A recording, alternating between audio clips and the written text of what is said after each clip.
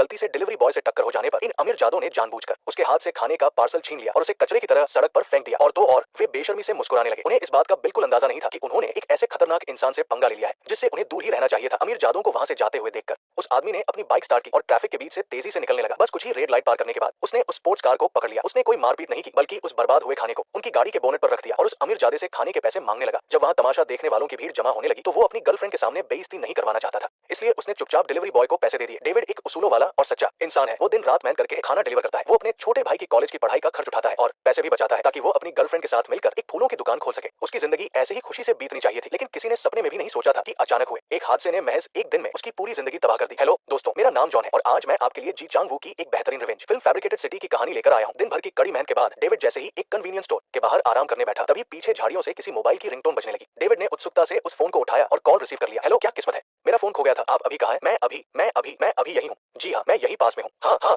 माफ कीजिएगा, क्या आप मुझे उस जगह का रास्ता बता सकते हैं? मैं अभी थोड़ा काम में बिजी हूँ, वरना मैं इस फोन को यही कन्वीनियंस स्टोर के काउंटर पर रख देता हूँ। उस फोन के मालिक ने डेविड को एक तय जगह पर फोन पहुंचाने के लिए कुछ पैसों का लालच दिया। एक डिलीवरी बॉय के लिए ये एक बहुत बड़ी रकम थी, इसलिए उसने बिना कुछ सोचे समझे हाँ कर दी। डेविड ने पहले स्टोर पर जाकर अपने हाथ का कचरा डस्टबिन में फेंका और फिर बताए गए पते के अनुसार अपनी बाइक पर एक ऐसी सुनसान टनल के पास पहुंचा जहाँ कोई नहीं था। तभी फोन के मालिक का फिर से कॉल आया। हाँ जी, हेलो हेलो, क्या आप पहुंच गए? हेलो, जी हाँ हाँ, मैं पहुंच गया हूँ, मुझे आपकी आवाज आ रही है। उस औरत ने अनजान आदमी से मिलने में असहजता जताते हुए डेविड से उस फोन को टनल के अंदर बने एक टेलीफोन बॉक्स में रखने को कहा। पैसे भी उसी बॉक्स में रखे हुए थे। डेविड ने बिना कुछ सोचे अपने पैसे उठाए और टनल से बाहर जाने लगा, लेकिन तभी एक ट्रक ने अचानक से अपनी तेज हेडलाइट जलाई और तेजी से उसकी तरफ आने लगा, जिससे डेविड बस कुचले जाने से बाल बाल बचा। डेविड को लगा कि ये सिर्फ एक खोए हुए फोन को वापस करने की बात है, लेकिन उसे जरा भी अंदाजा नहीं था कि फोन उठाने के उसी पल से वो किसी की बिछाई हुई एक बहुत बड़ी साजिश का शिकार हो चुका था। अगले दिन डेविड अपने घर पर पौधों की कटाई कर रहा था। उसने एक फोटो खींची और उसे अपनी गर्लफ्रेंड को भेज दी। तभी अचानक किसी ने दरवाजा खटखटाया। डेविड दरवाजा खोलने ही वाला था कि सादे कपड़ों में पुलिस की एक टीम दरवाजा तोड़कर अंदर घुस आई और उसे जमीन पर दबोच लिया। पुलिस ने डेविड को हत्या और लाश के टुकड़े करने के इल्जाम में गिरफ्तार कर लिया। दरअसल कल रात पुलिस को उसी टनल के अंदर एक जवान लड़की की लाश मिली थी, जहां वो फोन वापस करने गया था। सारे सबूतों का इशारा यही था कि डेविड ही कातिल है। रातों रात डेविड एक मेहनती डिलीवरी बॉय से एक जवान लड़की का बेरहम कातिल बन चुका था। उसकी सारी जानकारी पब्लिक में लीक कर दी गई थी, यहाँ तक कि उसकी नई फूलों की दुकान पर भी लोगों ने गालियां लिख दी थी। उसने बहुत सफाई देने की कोशिश की कि वो उस लड़की को नहीं जानता और वो कल रात बस एक फोन वापस करने गया था, लेकिन पुलिस को मिले सारे सबूत उसी के खिलाफ थे। उनका मानना था कि डेविड ही असली कातिल है और उन्होंने उसकी एक बात नहीं सुनी। किस्मत से डेविड के परिवार और उसके दोस्तों को पूरा यकीन था कि वह बेकसूर है, इसलिए उन्होंने बहुत सारे पैसे खर्च करके उसे बचाने के लिए एक वकील किया। क्योंकि डेविड एक डिलीवरी बॉय है, इसलिए उसके हर दिन के काम की लोकेशन का सारा डेटा सिस्टम में रिकॉर्ड रहता है। जल्द ही परिवार और दोस्तों की मेहनत रंग लाई और हर एक मिनट की लोकेशन का एक नक्शा तैयार कर लिया गया। कोर्ट में डेविड के वकील ने पूरे भरोसे के साथ इस सबूत को जज के सामने पेश किया और डेविड को तुरंत रिहा करने की मांग की, लेकिन तभी सरकारी वकील ने एक मुस्कान के साथ कहा कि उनके पास भी एक ऐसा ही लोकेशन का नक्शा है, बस फर्क इतना है कि ये नक्शा डेविड को मुजरिम साबित करने का सबसे बड़ा सबूत है। वकील ने बताया कि उस दिन डेविड ने उसी बिल्डिंग में खाना डिलीवर किया था जहां उस लड़की का मर्डर हुआ था। सिस्टम के रिकॉर्ड के अनुसार उसे डिलीवरी करके वापस आने में आमतौर पर 3 मिनट लगते हैं, लेकिन उस दिन वो बिल्डिंग में पूरे 7 मिनट तक रुका था। वकील के इन सवालों को सुनकर डेविड ने जल्दी से सफाई दी कि उस समय उसने बिल्डिंग के नीचे एक पौधे को कड़ी धूप में देखा था, इसलिए उसने उस पौधे को उठाकर छांव में रख दिया था और एक कागज पर मैसेज भी लिख दिया था। लेकिन सरकारी वकील ने कहा कि पुलिस को उस जगह पर कोई पौधा या कागज नहीं मिला। इसके बाद उन्होंने कोर्ट में एक सीसीटीवी फुटेज प्ले किया जिसमें डेविड बड़ी मुश्किल से एक काले रंग का सूटकेस खींचता हुआ ऐसी जगह ले जा रहा था जहां कैमरा काम नहीं कर रहा था। ये सूटकेस बिल्कुल वैसा ही था जिसमें पुलिस को उस लड़की की लाश मिली थी। डेविड को अचानक याद आया कि उस समय वो एक अकेली रहने वाली बूढ़ी औरत की मदद कर रहा था, लेकिन वो इस बात को साबित नहीं कर सका और न ही उस औरत का कोई सुराग दे पाया। इसलिए मदद करने की उसकी इस अच्छी नियत को सीसीटीवी फुटेज ने एक ऐसा पक्का सबूत बना दिया था जिसे झुटलाया नहीं जा सकता था। वकील ने कन्वीनियंस स्टोर पर कचरा फेंकने वाला वीडियो भी प्ले किया। फुटेज में साफ देखा जा सकता था कि उस समय उसके हाथ में जो चीज थी वो असल में मरने वाली लड़की का ही फोन था। डेविड ने जल्दी से उस रात फोन वापस करने की सारी अजीब घटना सच सच बता दी, लेकिन इस बात से उसे कोई फायदा नहीं हुआ, बल्कि वो और भी बड़ी मुसीबत में फंस गया, क्योंकि जिस टनल में वो फोन रखने गया था उसी जगह पर उस लड़की की लाश भी मिली थी। ये सब महज एक इत्तेफाक नहीं लग रहा था। इससे भी ज्यादा हैरान करने वाली बात ये थी कि वकील ने कोर्ट में फोन की लोकेशन हिस्ट्री पेश की। उस लड़की के फोन का लोकेशन ट्रैक पिछले 2 दिनों से डेविड के आने जाने वाले रास्तों से पूरी तरह से मैच कर रहा था। ये कोई आम इत्तेफाक नहीं था, बल्कि कोई जानबूझकर उसके हर एक कदम की नकल कर रहा था ताकि उसे उस लड़की के मर्डर केस में फंसाया जा सके। अगर अब तक की सारी बातों को एक बड़ी साजिश मान भी लिया जाए तो भी सरकारी वकील का पेश किया गया आखिरी सबूत डेविड को फांसी के फंदे तक पहुंचाने के लिए काफी था। पुलिस को उस लड़की के शरीर से डेविड का डीएनए मिला था जो पूरी तरह से उसी का था। और तो और मर्डर वाली जगह से पुलिस को एक ब्रेसलेट भी मिला था। वो ब्रेसलेट डेविड की गर्लफ्रेंड ने उसे दिया था, जो उनके प्यार की निशानी था। जब एक के बाद एक सारे पक्के सबूत उसी की तरफ इशारा करने लगे तो डेविड अंदर से टूट गया। उसे बिल्कुल समझ नहीं आ रहा था कि एक फोन वापस करने की वजह से उस पर मर्डर और लाश के टुकड़े करने का इल्जाम कैसे लग सकता है। उसका दिल तो तब और भी टूट गया जब उसकी जान से भी प्यारी गर्लफ्रेंड को उस ब्रेसलेट को देखकर उस पर शक होने लगा। सारा, मैंने माफ करना, क्या तुम्हारी कलाई में दर्द है? मैंने तुम्हें जो ब्रेसलेट दिया था उसका क्या? मैंने तो उसे पहना हुआ था, वो कहाँ है? कहा गया? मुझे नहीं पता, मैं बहुत बिजी था। और अचानक क्यों? वो तुम्हारे पास क्यों नहीं है? आखिर क्यों? डेविड, मैं सच में जानती हूँ तुम ऐसा नहीं कर सकते। मुझे पता है कि तुम ऐसा नहीं कर सकते। एक डेविड वो भी है जिसे मैं नहीं जानती। सारा, सारा, ये तुम क्या कह रही हो? सारा, प्लीज मेरी बात सुनो। जज ने सही कहा था, तुम्हें अपनी गलती मान लेनी चाहिए ताकि सजा कम हो सके। डेविड, मुझे बता दो कि अब मैं तुम्हारा इंतजार न करूं। मुझसे और इंतजार नहीं होता। सारा, ये मैंने नहीं किया। ये सब मैंने सच में नहीं किया है। सारा, मेरा साथ मत छोड़ो। उसकी गर्लफ्रेंड ने डेविड के सामने ही अपने हाथ से वो ब्रेसलेट उतार दिया। उसका ये कदम न सिर्फ उनके इतने सालों के रिश्ते का अंत था, बल्कि इसने डेविड की रही सही उम्मीदों को भी पूरी तरह तोड़ दिया था। सारे पक्के सबूतों के आधार पर डेविड को उम्र कैद की सजा सुना दी गई। जेल के अंदर का भी एक नियम था। नए कैदी को हर दिन बाकी कैदियों से मार खानी पड़ती थी और बेइज्जती सहनी पड़ती थी। एक समय में बड़े सपने देखने वाला डेविड इस टॉर्चर की वजह से पूरी तरह टूट चुका था। उसने कई बार आत्महत्या करने की कोशिश की, लेकिन वो हर बार नाकाम रहा। जब उसने हर उम्मीद छोड़ दी थी और अपनी जान लेने ही वाला था, तभी एक वकील अचानक उससे मिलने आया और उसने बताया कि वो ऐसे ही बेकसूर लोगों की मदद करता है जिन्हें झूठे केस में फंसाया गया हो। वो उसका केस फिर से लड़ना चाहता था। डेविड के लिए जैसे ये डूबते को तिनके का सहारा था। उसने केस से जुड़ी हर छोटी से छोटी बात याद करने की कोशिश की। आखिरकार उसे एक बहुत ही जरूरी सुराग याद आ गया। उसका वो कपल ब्रेसलेट शायद अपने भाई से मिलने जाते वक्त भाई के हॉस्टल में ही छूट गया था। अगर वो ब्रेसलेट मिल जाए तो साबित हो जाएगा कि क्राइम सीन वाला ब्रेसलेट नकली है। लेकिन कुछ दिनों बाद वकील एक ऐसी खबर लाया जिसने उसे पूरी तरह तोड़कर रख दिया। इससे पहले कि वे ब्रेसलेट ढूंढने जाते, डेविड के भाई ने अपने भाई के जेल जाने का सदमा बर्दाश्त न कर पाने की वजह से सुसाइड कर लिया। उसकी बेगुनाही साबित करने वाला इकलौता सबूत भी मिट गया और उसका इकलौता परिवार भी उसे हमेशा के लिए छोड़कर चला गया। डेविड पूरी तरह से टूट गया था। उसे अब जीने की कोई वजह नजर नहीं आ रही थी। आने वाले दिनों में वो एक बिना जान वाले पुतले की तरह हो गया। पूरे दिन सुन्न और खोया खोया सा रहता। उसे अपने आसपास किसी भी चीज से कोई मतलब नहीं था। जेल में एक पादरी को डेविड की इस हालत पर बहुत तरस आया और उसने उसकी मदद करने का फैसला किया। उसने उसे बुलाया, लो इसे खाकर देखो कैसा लगा। पादरी के समझाने पर डेविड में धीरे धीरे जीने की हिम्मत वापस आने लगी। उसने अब सुसाइड करने का ख्याल छोड़ दिया और अपने सारे दर्द और गुस्से को अपनी ताकत बना लिया। वो पागलों की तरह अपनी बॉडी बनाने लगा और कानून के साथ साथ कई और चीजें भी सीखने लगा। वो चुपचाप एक मौके का इंतजार कर रहा था, सच को सामने लाने और अपना बदला पूरा करने के मौके का। देखते ही देखते 5 साल बीत गए। डेविड ने पादरी की जगह ले ली थी और वो नए आए कैदियों को समझाता था। एक दिन एक कैदी ने डेविड से बात करते हुए अनजाने में अपनी कहानी बता दी। उसे भी बिल्कुल वैसे ही किसी अनजान इंसान का फोन मिला था। उसे भी बहुत सारे पैसे देने का वादा किया गया था और उसे भी फंसाकर कातिल बना दिया गया था। यहाँ तक कि जो वकील खुद आकर बेगुनाहों की मदद करने का दावा कर रहा था, वो भी एकदम वैसा ही था जो डेविड को मिला था। डेविड को समझ आ गया कि ये सब कोई इत्तेफाक नहीं है और नहीं सिर्फ उसे फंसाने की कोई साजिश है, बल्कि ये एक बहुत ही शातिर तरीके से बनाया गया मर्डर गेम है जिसे बार बार दोहराया जा सकता है। और वो तो बस इस गेम में चुना गया एक मोहरा था, एक ऐसी बलि का बकरा जिसके साथ वो लोग खेल रहे थे। उसने तुरंत उस वकील से मिलने का फैसला किया। 5 सालों से दबा हुआ उसका गुस्सा और नफरत इस पल पूरी तरह से बाहर आ गया। मेरी आंखों में देखो, क्या मैं तुम्हें असली कातिल लगता हूँ? तुमने ये बहुत गलत किया है। तुम ये सब क्या कर रहे हो? क्या मैं तुम्हें इतना अकेला नजर आ रहा था? तुमने जानबूझकर सुसाइड तो नहीं किया था ना?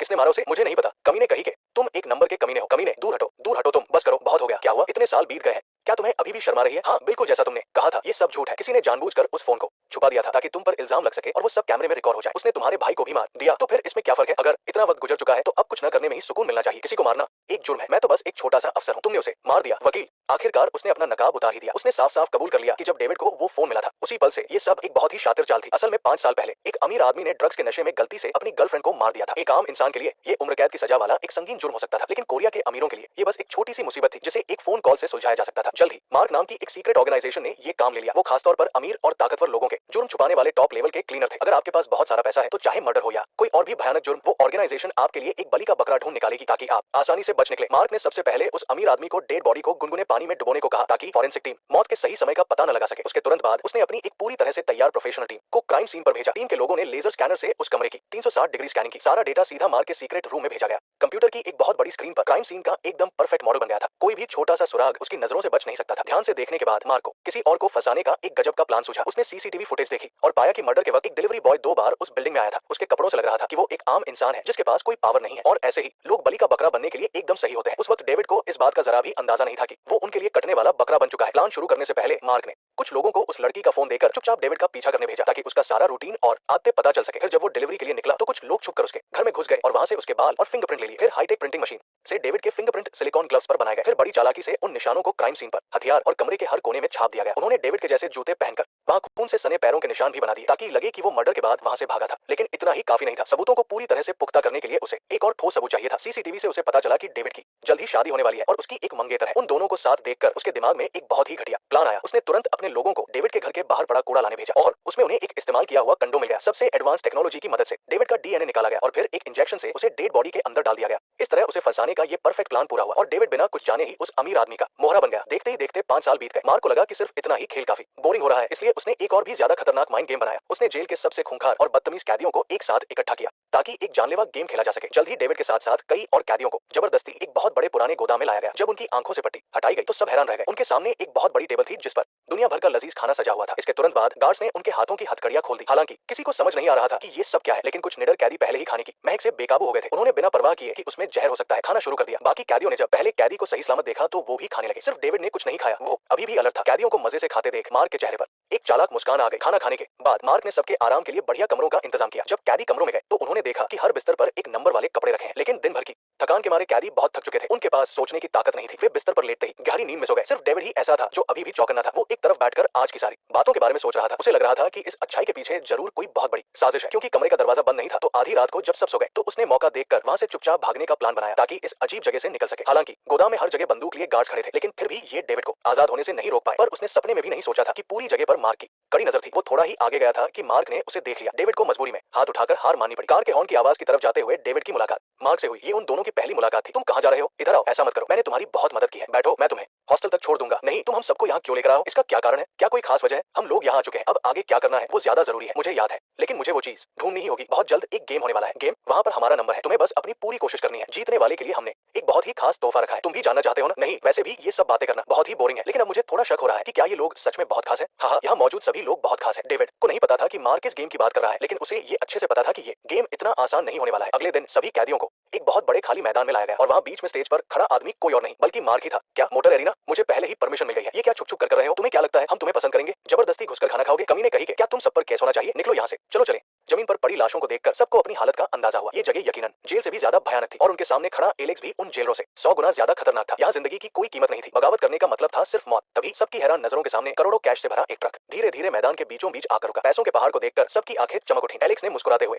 ऐलान किया कि आने वाली कार रेस में जो भी सबसे पहले मैदान की स्टार्टिंग लाइन पर वापस पहुंचेगा वो ये करोड़ों रुपए ले जा सकता है। इतनी बड़ी रकम देखकर डरे हुए कैदियों की आंखों में भी अचानक लालच आ गया। उनका सारा डर पल भर में लालच में बदल गया। रेस शुरू होने ही वाली थी कि दो लग्जरी कारें वहां आकर रुकी। कार से एक अमीर खानदान का लड़का केविन और एक और रईस ज्यादा नीचे उतरे। वो इस कार रेस को देखने के लिए बुलाए गए खास मेहमान थे। वो तो एक बच्चा था, इतने सालों में नहीं मरा। वो पिछले हफ्ते ही कैसे मर गया? तुम चुप रहो। क्या तुम डर गए हो? बहुत ज्यादा डर गए हो क्या? मिस्टर एलेक्स ने आज सिर्फ तुम्हें और मुझे ही चुपचाप बुलाया है, लेकिन वो पिछले हफ्ते क्यों? तुमने तो कहा था कि ये सब कुछ महीनों पहले ही खत्म हो गया था। तीसरी बार हुआ है ऐसा? हैरानी की बात तो ये थी कि केविन के 3 रूप थे, जिसका मतलब था कि उसने कम से कम 3 खून किए थे, लेकिन एलेक्स की मदद से वो हर बार साफ बच निकला। दोनों सीधे ऊपर बालकनी में पहुंचे जहां एलेक्स पहले से ही उनका इंतजार कर रहा था। तुम्हें क्या लगा कि कार रेस में क्या मजा आएगा? ये कोई मामूली रेस नहीं है, इसे कारों की जंग कह सकते हो। वाह, डरावना है। अब मुझे समझ आ रहा है। बहुत बढ़िया, कारों की इस लड़ाई में बहुत कुछ होगा। यही तो मजा है। तुम समझ रहे हो ना? मिस्टर एलेक्स यहाँ जो बना रहे हैं वो सुनने में बिल्कुल अलग ही चीज है। एलेक्स ने इस रेसिंग गेम का नाम डॉग फाइट रखा था। उसकी नजरों में ये कैदी बस उनके मजे के लिए शिकारी कुत्ते थे। हर कुत्ते को किस्मत के भरोसे एक रेस कार दे दी जाती और फिर शुरू होती रेस। इस रेस का सिर्फ एक ही नियम था, आगे निकलने के लिए आप किसी पर भी हमला कर सकते हैं, यहाँ तक कि किसी की जान लेना भी पूरी तरह से जायज था। एलेक्स को पूरा यकीन था कि ऐसी बेरहम और खूनी रेस लोगों को बहुत पसंद आएगी और उसने पहले ही डार्क वेब पर सट्टेबाजी का एक बढ़िया सिस्टम भी बना लिया था। बस ये गेम एक बार सही से सेट हो जाए, उसे पक्का भरोसा था कि दुनिया भर के अमीर लोग इस पर पैसा लगाएंगे और वो इस पागलपन वाले गेम से करोड़ों कमा सकता था। उसे दूसरों की जिंदगी और मौत से खेलने में बड़ा मजा आता था। रेस शुरू होने में 2 घंटे से भी कम का वक्त बचा था। कुछ कैदियों को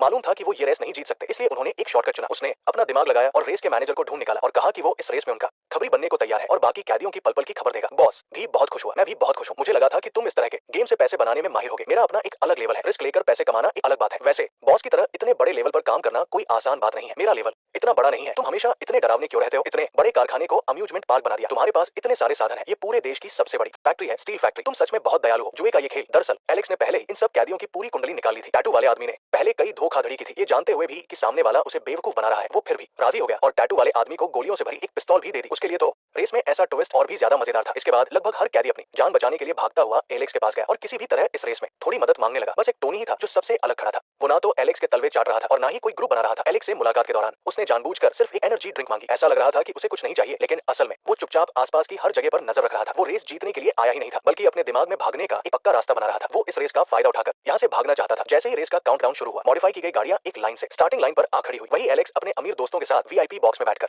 मौत के इस खेल का मजा लेने लगा। साइलेंस। रेस शुरू होते ही माहौल बेकाबू हो गया। टैटू वाला आदमी अपनी कार से पागलों की तरह टोनी की कार को टक्कर मारने लगा। दूसरी तरफ से एक दाग चेहरे वाला आदमी भी अपनी खटारा कार लेकर बगल से आ गया। दोनों कारों ने टोनी की कार को बीच में फंसा लिया और जोरदार टक्करें मारने लगे। कार का बुरा हाल हो गया था। लगातार इतनी जोरदार टक्करों के बाद कार बंद पड़ गई और एक गली में जाकर रुक गई। दाग चेहरे वाला आदमी हाथ में चाकू लेकर टोनी को खुद मारने के लिए आगे बढ़ा, लेकिन जैसे ही उसने कार का दरवाजा खोला सब हैरान रह गए। ड्राइविंग सीट पर टोनी नहीं बल्कि उसी दाग चेहरे वाले आदमी का एक साथी बैठा था। दरअसल रेस शुरू होने से पहले ही टोनी को समझ आ गया था कि सब उसे निशाना बनाएंगे, इसलिए उसने चुपचाप एक दूसरे कैदी के साथ अपनी कार बदल ली थी। जब वो सब आपस में लड़ रहे थे तब टोनी अपनी कार को रेस ट्रैक से हटाकर फैक्ट्री के अंदरूनी हिस्से की तरफ तेजी से ले गया। जब एलेक्स ने स्क्रीन पर देखा कि उसे बेवकूफ बनाया गया है तो उसने तुरंत अनाउंसमेंट करके रेस के नियम बदल दिए। जो कोई भी टोनी को मारेगा उसकी इनामी रकम बढ़ाकर करोड़ों रुपए कर दी जाएगी। अब नियम बदल गए हैं। जो कैदी पहले आपस में लड़ रहे थे उन्होंने तुरंत अपना निशाना टोनी को बना लिया और अपनी गाड़ियां फैक्ट्री के अंदर की तरफ दौड़ा दी। टोनी एक बाइक पर बैठकर गलियों में से ऐसे निकल रहा था जैसे कोई काले रंग की बिजली हो। उसकी स्पीड बहुत तेज थी। टैटू वाले आदमी ने पीछे से टोनी पर गोलियां चला दी जो उसके कान के पास से सनसनाती हुई निकल गई। अपनी बाइक को फुर्ती से घुमाकर टोनी ने एक चेन से बंधे गैस सिलेंडर को जोर से टैटू वाले आदमी की कार पर दे मारा। कार बेकाबू होकर कई पलटी खाती हुई ट्रैक पर जा गिरी। बालकनी में बैठे रईस ये सब देखकर बहुत मजे ले रहे थे। उन्हें यकीन हो गया था कि ये रेस सुपरहिट होगी। दूसरी तरफ दाग चेहरे वाले आदमी ने चाकू निकाला और टोनी से लड़ने लगा, लेकिन वो टोनी के आगे कहीं नहीं टिकता था। 2-3 मुक्कों में ही वो जमीन पर गिर पड़ा। टोनी को